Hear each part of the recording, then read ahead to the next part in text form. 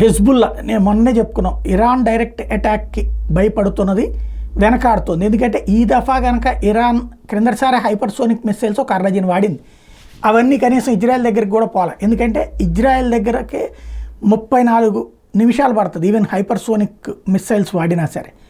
ఈలోపు దారిలో జోర్డాను, Saudi Arabia ఇవన్నీ దాటుకుని ఆడపోయేటప్పటికి అది ఈలోపే 5 నిమిషాలు పేల్చి అవతల పడేస్తుంది. దాంతో ఈ దఫా కనుక అట్లా జరిగితే ఇరాన్ బతుకు బస్ స్టాండ్ అయిపోతుంది. ఇక తర్వాత ఎవడూ పట్టించుకోడు. అమెరికా లాంటి వాళ్ళు కూడా లైట్ తీసుకుంటారు అనమాట, మాటలు పులులు అన్నటువంటి.